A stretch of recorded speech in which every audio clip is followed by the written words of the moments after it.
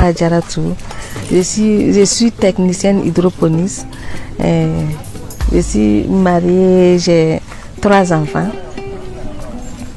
Je suis aussi la présidente de l'association pour la promotion de l'agriculture hors sol au Burkina. Je suis formatrice en culture hors sol et en entrepreneuriat agricole. Quand on parle de la culture hors sol, c'est lorsque on produit sans les plantes ne sont pas en contact avec le sol et qu'on remplace le sol par des substrats. Donc c'est pour cela qu'on dit que c'est un hors sol. Donc ça n'a rien à voir avec les autres en plein champ et autres. Nous on remplace le sol par le substrat et les plantes font tout leur cycle là sans le contact du sol. C'est ce que vous voyez ici. Donc on a beaucoup de sortes de substrats. On a les fibres de coco, on a les billes d'argile, la tourou, du terreau. Et puis on peut utiliser aussi les coques d'arachide comme substrat et du gravier. C'est tout. Bon, il y en a beaucoup d'autres quoi. Parce que bon, pour comprendre le système de substrat là, il faut appliquer la définition de substrat même sur tout ce que vous pouvez rencontrer quoi. Donc c'est-à-dire que quand on parle de substrat, c'est quelque chose d'inerte qui ne réagit pas quand on apporte des nutriments et qui n'apporte pas quelque chose aux plantes. Et puis ça doit être aéré. Donc tout ce qu'on peut trouver qui peut faire ça, on peut faire pousser des plantes dedans. On peut tout produire. Quand vous regardez ici, nous sommes dans la serre où on a mis des tomates. De l'autre côté, on est en train de préparer l'autre serre pour mettre du piment. Là-bas, c'est du haricot vert. On peut faire les fruits. On a des pots où on produit de la papaye. Donc, tout ce qu'on peut produire, là, on le fait. Mais maintenant, c'est quoi? Il faut voir. Il y a des choses, quand tu le fais en hors sol, là, la rentabilité ne va pas solder le coût. Donc, c'est mieux de le faire en sol. Sinon, à part ça, on peut tout produire en hors sol. Et il y a beaucoup de choses, quand on le produit en hors sol, ça te donne 4 fois plus que quand tu le faisais en sol. Ce qui est intéressant en culture hors sol, on n'a pas de problème de lier, ni de climat, ni de sol, ni de quoi. Non, on n'a pas besoin de tout ça. N'importe où on trouve là, on installe ces éléments et on produit. Il n'y a même pas de problème. Bon, le domaine de promoteur, c'est vraiment rentable. C'est le débit, l'investissement est gros. Mais au premier cycle déjà, même là, on peut solder ce qu'on a mis. À combien d'années je fais? Je suis dans la culture, depuis 2018, je produis. Voilà, j'ai commencé un peu au fur et à mesure, à travers mes résultats maintenant. Là. C'est pour cela que les gens ont commencé à me rapprocher. Et puis c'est chaud. Tout le monde peut produire. Je conseille même à tout le monde. Même si tu travailles ou tu es chômeur ou tu peux le faire. Parce que ça ne demande pas beaucoup de travail. C'est au début, une fois installé ces éléments-là, il faut seulement regarder les plantes, voir s'il n'y a pas de problème pour corriger à chaque fois. Depuis très jeune, j'aimais l'agriculture, j'aime voir les choses pousser. Quand tu plantes quelque chose et puis après tu vois les résultats là, ça développer quelque chose en moi quoi. Je me sentais bien dedans. Pour me sentir bien même là, c'est quand je suis en face de ces choses que j'ai plantées et puis ça pousse. Maintenant, au fil du temps, c'est ma passion. Je ne suis pas rentrée dedans directement. Mais j'ai pris autre route et cette route m'a ramené encore dans ma passion. Ça, c'était la restauration. Quand j'étais dans la restauration, je tourne dans les marchés. Chaque matin, là, je fais, comme je le dis toujours, je faisais au moins 5 marchés par jour. Et au fur et à mesure, là, j'ai constaté que sur les marchés, là, on avait plusieurs fois des périodes de rupture. Tu peux être là, aujourd'hui, il y a la tomate, on achète, c'est moins cher. À un moment donné, si plusieurs mois, il n'y en a pas. Haricot vert, même chose. Beaucoup d'autres choses, même l'oignon. Donc, je me suis dit que, bon, c'est quelque chose que tu aimes. Pourquoi ne pas te former dedans, voir si tu peux te lancer. Donc, ça a commencé comme ça. J'ai commencé à me former, à chercher à produire. Et au fur et à mesure, là, j'étais dans mon élément et puis, c'était bon, quoi. Tout ce que je souhaite, tout c'est dans mes objectifs, ce que je veux pour le Burkina d'abord. Je veux que les gens se retournent vers la culture hors sol, qu'ils regardent ça. Le climat nous permet, on a pu réduire l'agriculture hors sol, adaptée à notre situation. Avant, quand tu parlais de culture hors sol, on te dit il te faut 200 et quelques millions. Mais on a pu simplifier ça pour permettre à beaucoup de gens de produire. Donc je veux d'abord que les Burkinabés comprennent que c'est la solution pour pouvoir produire en toute période, tout moment, et puis éviter les pénuries, qu'on arrive à satisfaire la demande nationale.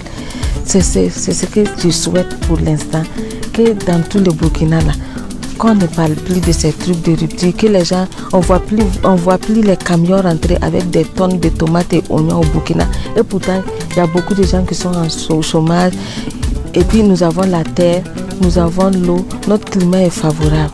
Donc je veux d'abord que les Burkinabés se retournent vers ça, qu'on arrive à adopter ça et puis produire en hors sol. Là, on peut produire à tout moment et la rentabilité est plus et ça fait moins de travail. J'étais avec des agriculteurs conventionnels, ils m'expliquaient comment traiter un hectare, il faut bouillir l'eau pour traiter le sol, il faut apporter ça, il faut apporter ça. Nous, on n'a pas besoin de tout ça. Une fois on a installé ces éléments, on peut produire. La nacelle où nous sommes là, ça fait 250 mètres carrés. On a mis 1000 chassés dedans, 1000 et quelques chassés, et on a mis 2000 et quelques plantes dedans. Et chaque plante peut donner minimum 6 à 5 kilos, en allant jusqu'à 20 kilos. Imagine la quantité qu'on peut faire en si peu d'espace. Donc quand je vais faire la comparaison avec l'agriculture conventionnelle, quand on prend 100 mètres carrés en hors sol là, c'est ça qui correspond à la rentabilité de 1 hectare en culture conventionnelle. Donc pourquoi ne pas prendre ce qui est simple et rentable? Le coût, dans toute chose, ce que je dis chaque fois là, quand on veut entreprendre en agriculture, il faut qu'on arrive à changer, il faut qu'on change notre manière de voir l'agriculture.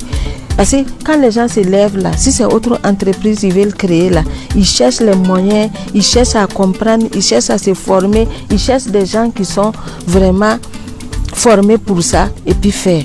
Mais quand il s'agit de l'agriculture, chacun veut aller faire comme ça un peu et puis voir ce que ça va donner. Non, ce que je dis aujourd'hui là, je veux que les gens m'écoutent sur ça, sur ce point-là. Quand on n'a qu'à se concentrer. Si tu veux te lancer dedans, ne regarde pas le coût, cherche les moyens. Une fois installé, tu vas rentabiliser ça au premier cycle. Et le reste des matériels, en général, c'est pour 5 ans d'utilisation. Imagine. Si chacun devait faire son petit truc, son petit espace à la maison, déjà on a comblé beaucoup de vides. Voilà. Donc nous sommes là, on nous appelle, on installe les serres.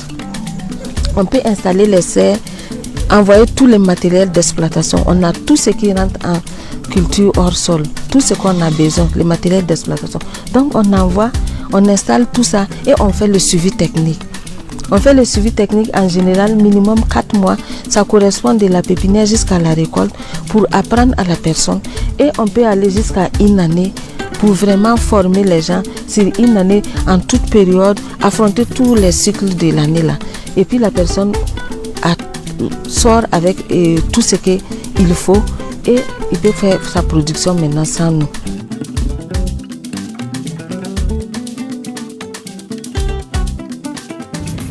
5, 8, 9, 10, 11, 12, 13, 14, 15, 16, 17, 18, 19, 20, 21, 2.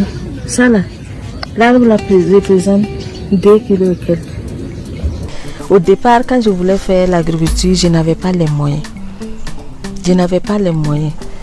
Et j'avais un peu de problème avec mon restaurant, ça n'allait plus comme ça là-bas. Donc, j'ai pris le peu que j'avais. Pour quelque chose, aujourd'hui si je m'arrête, je parle en termes de millions là. Si je vous dis que j'ai commencé la première fois que j'ai injecté quelque chose, ça ne dépassait même pas 125 000. Et j'avais un plan d'affaires de 32 millions. Mais ça ne m'a pas découragé. J'ai dit si je peux produire 1000 mètres carrés ou bien 2000 mètres carrés avec plus de 30 millions, c'est que si je réduis là, même à 10 mètres carrés, là je peux commencer.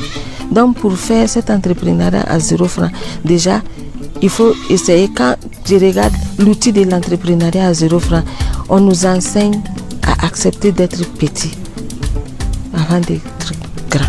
C'est ça seulement. la clé de l'entrepreneuriat à 0 francs. Donc une fois que tu commences, tu veux commencer ton entreprise là, même si tu vois grand là, ça c'est ton objectif, ça c'est là où tu veux arriver. Maintenant tu commences petit, tu apprends même et tu corriges tes erreurs d'abord. Tu corriges tes erreurs, tu apprends au fur et à mesure que tu vas produire là. Tu vas vendre, ça va te permettre d'agrandir et puis ça va t'ouvrir des portes. Parce que une fois que les gens voient que tu fais déjà quelque chose et puis ça marche là, forcément là, tu auras beaucoup de gens qui vont s'approcher de toi. Soit tu vas les aider et tu vas avoir de l'argent dans ça, tu vas continuer ta production. C'est ce qui m'est arrivé, c'est tout. Maintenant, si on parle de matériel, moi j'ai toujours dit, il y a ce qui est meilleur, il y a ce qui va venir bon en bas, moins bon passable. Les matériels pour la production, c'est comme ça. Maintenant, quand tu pars dans meilleur, c'est que ta rentabilité sera beaucoup. Mais tu peux aller aussi dans passable, là, tu vas produire, même si ce n'est pas beaucoup là, mais la quantité va dépasser toujours en plein champ. Donc, tu peux commencer un peu. Parce que, par exemple, au lieu de prendre, nous, on produit avec les châssis anti-UV. Le toit, c'est anti-UV. Tout ça pour protéger les plantes. Quelqu'un qui veut commencer là, il y a des châssis qui sont sur le marché là, qui ne sont pas anti-UV, qui sont simples. Et puis, c'est moins cher. Souvent, il y en a même pour 25 francs, il y a pour 50 francs. Tu peux déjà commencer par ça. Ça réduit tes coûts. Ensuite, les substrats que tu vas utiliser. On dit que fibre de coco et puis billes d'argile, c'est les meilleurs substrats.